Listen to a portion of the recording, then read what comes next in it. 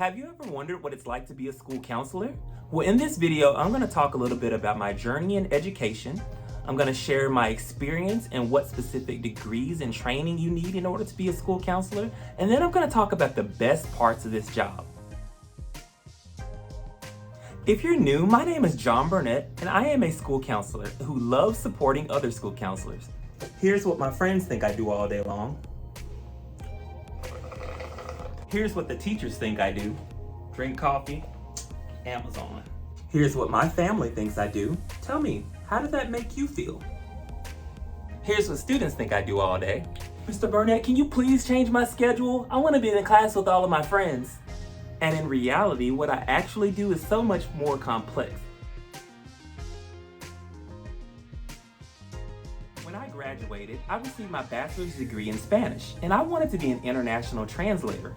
I wanted to travel the world and I wanted to do business deals, but that just wasn't for me.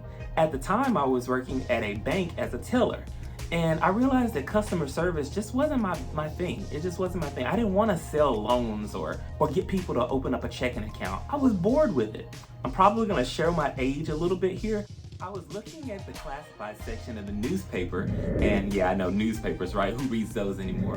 But anyway, so I was looking into classifieds and I saw a job opening for a Spanish teacher. And I was like, well, I might as well try this. I never would have thought I wanted to be a teacher. So I went to the job interview, met with the principal, and he took me on a tour around the school and he said, this is gonna be your classroom. And I'm like, wait a minute, classroom? You mean I already got the job? So it's Christmas break and they needed a teacher to start that next semester in January. It was more of an informal interview because I had already got the job. So I'm in there, I'm thinking this is gonna be awesome. I can't believe I'm a teacher. I'm really making good money at the time. And long story short, I loved being in the classroom. I learned so many valuable lessons from it, but I realized that I was spending so much time actually teaching social skills. I was helping students solve problems in their personal lives, helping them with their education, helping them process the drama that they were experiencing with their families, their neighborhoods, their communities, and even going so far as helping them break up fights, which I would not recommend. I wouldn't do it now. You can get seriously hurt. Be careful with it. If you're still with me, drop in the comments section below. What location are you watching this video from? I live in Houston, Texas, and I'm always curious to see where you all are watching this video from. For graduate school, I attended a college called Cambridge College. It's based in Boston, Massachusetts. But I can't say Massachusetts. It's based in Boston, Massachusetts, but they had a remote location in Memphis, Tennessee, which is where I'm from. As far as certification programs, I would recommend you get a master's degree in a K-CREP accredited program.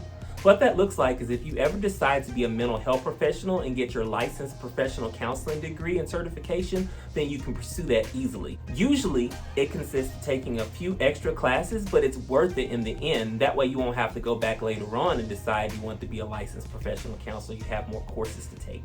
So if you can knock it out all at one time, go for it.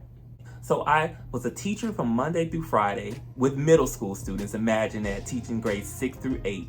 And then I went to school on the weekends from 8 a.m. to 5 p.m. getting my master's degree in school counseling. It was only about a 1.5-year program because it was accelerated, and I learned so many things throughout the process. Some of the classes that I took prepared me for my role as a school counselor. I took courses on human development, theory, personality. I took courses on how to consult groups, assessments, just all that stuff that you would think of as a school counselor. Side note, I'm gonna make another video on all the things that I learned firsthand from trial and error, because grad school can only prepare you for so much. There's some things that you're gonna have to learn on the job through experience. As far as additional training, it's always a good idea to stay up to date on things that are going on. I would suggest joining your local school counselor association and ASCA. Check with your state Department of Education for requirements for a counselor. In some states, it requires counselors to be a teacher for 2 years before they can transition into the role of a school counselor. I definitely can see some of the advantages with being a teacher first. Like for example, you learn things like classroom management, how to facilitate lessons for groups of students, learning how to scaffold and differentiate to make sure that students are engaged. There's so many things that you learn by being a teacher beforehand. I'm gonna share my testimony. I don't want this to discourage you, but it took me a while to find a job in school counseling. So I was searching for about 4 years. I actually ended up taking a job in mental health. So I was a family intervention services specialist. So I would actually drive to families' homes and do therapy with them. So I worked with clients from ages 5 to 18. I worked with them on different referral behaviors that they were experiencing to where they were threatened to be removed from the home. So my job was to come inside the home, work with the family, teach them communication skills, rule setting, and de-escalation. And man, I've got some different stories that I experienced from that job. I mean, just imagine going into someone's house, their intimate setting, and doing therapy with them. I saw some crazy things, and I'm sitting up here thinking, I'm like, oh my gosh, I have to keep my composure. Like one time I was in a session and several roaches that were just like crawling by on the table, and I saw a mouse run in the kitchen, and I'm literally like straight faced. I have to be like professional. Anyway, I actually learned a lot from my experience as a mental health professional before becoming a school counselor. It taught me how to do referrals. It taught me how to assess certain behaviors. I learned so many different skills that I actually use and apply in my role as a school counselor. So I'm thankful for my journey and being a mental health professional before I was a school counselor. And finally, I decided to go to a job fair for a major school district in the city that I was living in. My principal, he really liked me and he gave me an opportunity, a first shot, and I was so thrilled. I was working at a school that was previously an elementary school, but they changed it to a K-8 school, and they hired me to be the middle school counselor. So I was going to be working with grades 6 through 8, which was awesome because I only had 150 students. So the ratio for working with students as a school counselor is 250 to 1, right? And realistically, how many of us actually have caseloads lower than 250? And it's not really likely, right? I was really lucky to have my first job be a job where I had only 150 students because I was able to learn. It was really beneficial for me because they already had a school counselor there. She was the elementary school counselor. So I was so grateful to have that experience because I would have ended up having to learn that stuff either the hard way or it would have taken a long time to learn it. But I'm really thankful for my experience. Everyone's not that blessed and lucky to have someone who's another counselor in the building who can show you the ropes. You know, most times when you start as a counselor, they give you a mentor, but they don't really have the capacity or the time to really help you or even check in with you often. But I had someone who was right there in the office with me. I could ask questions, I could collaborate with them. It was just a really good experience for me. So that was my first job as a counselor. And then, lo and behold, they decided to make that school back into an elementary school after only 1 year being a K-8. So where did that leave me? I didn't have a job at the moment. I had to go through the whole process of trying to find another job. And it all worked out for the best because I ended up going to an elementary school. I was kind of hesitant at first to be an elementary school counselor, but it worked out for the best. This was a fairly large elementary school, so I had about 1,200 students, and it was only me and one other counselor, so we split. I had a caseload of about 600. Now, remember when I was sharing earlier, the recommended caseload for counselors is 250 to 1? I had 600 plus students. Wow, I mean, when I tell you I learned so many things from that experience, I'm gonna have to do another video on some of the lessons that I learned and the mistakes that I made because I don't want you to fall through the same traps that I did. Thankfully, they were not major mistakes. They were things that I learned from and was able to improve my practice. But still, Mickey Howard always says, experience is a good teacher, and yes, it was. Now let's talk about what a counselor actually does. So we support students, families, communities in our school. So all of the programs, services, and interventions that we provide to our students, staff, and community are stemmed from those 3 areas: the personal, social, academic, and college and career readiness. We do individual therapy. Well, no, I'm sorry. Let me clarify. We do not do therapy. In a nutshell, we provide short-term individual counseling sessions based on needs. We do small groups, and then we do whole group classroom lessons. And, you know, I know that sounds really fancy, but basically we help our students with those needs that they have, like helping them process feelings, grief, emotion, and that's just from the social emotional standpoint. But again, there's so many things that we do. Now let's talk about my favorite part of this video, the part where I love being a role model and help shape lives and hearts and minds. As a counselor, I have an opportunity to touch the lives and hearts of so many different people. So I'm going to share with you 2 specific stories that make me love being a counselor. So when I think about those hard days where something didn't go right, or when it's long and I'm tired, I think about these 2 specific things that happened this week.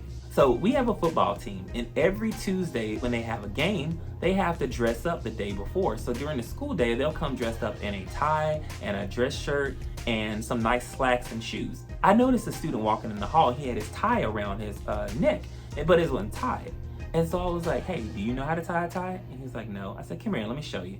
And so I took the tie, tied it for him, and he was so appreciative. So that was last week. And so this week, his friend came up to me. He didn't say a word. He just looked me up and down, and he looked at his tie, and I automatically knew what he wanted. That's a moment that you get to have with a student where you've helped them. It's a small thing, but it goes a long way. So another one of my personal stories is a couple days ago, I had a student who was fairly new to the country, and he told me he had never had Chick-fil-A. I don't know how we got in this topic. I think we were talking about lunch and what I was gonna eat. And so he was like, I've never had Chick-fil-A. And I'm like, are you serious? He's like, yeah. And so I was like, you know what? I'm gonna buy you some Chick-fil-A one day, and we're gonna sit down and have lunch, and you can tell me all about you. So I really don't think that he believed me. I think he was just thinking that I was like making something up. But I believe that promises made to children are sacred. I got him some nuggets, some lemonade, and some fries. And he came to my office, and he sat down and he ate them. And he was like, oh my gosh, this is so good. I gave him some Chick-fil-A sauce too. And I gave him like multiple sauces to try, but he loved the Chick-fil-A sauce. He didn't even eat the other ones. But he told me about his life back in his home country. He was telling me about his hopes and dreams, his goals, and what he wanted to do with his life. And he told me about his likes and dislikes in his family. And those are the things that really make me love this job, because when he left my office, he told me that I made his day. I made him feel really special. And that was just something that I will never forget, and I hope that he never does either. People may forget your name, but they will never forget how you made them feel. And that's one of the things that I love about being a counselor. When I can go home those days when it's really a long day and I'm tired and I'm emotionally drained, I think back on times like that. If you enjoy my journey in education, do me a favor and like this video and subscribe to this channel. I would love to share more personal stories about the things that I've experienced and help you along the way, because this is one of the most rewarding careers and jobs that you'll ever have. And it's just an opportunity to meet people and make a lifelong impression in their life. It's amazing. I love being a counselor. Look, y'all, I know that right now is a really rough time in education. If you're a teacher, administrator, or counselor, there's so many things going on right now. Students are struggling, teachers are struggling, we're all struggling. But I would encourage you to find a bright spot in every single day. Think about a small win. Think about something that went well. Think about an interaction that you had, or a way that you were able to support a student, a teacher, or a family member. Those are gonna be the things that are gonna be able to sustain you when days are hard and long. I really enjoyed sharing this story with you. Thank you for listening. I hope that you subscribe to this channel and like this video.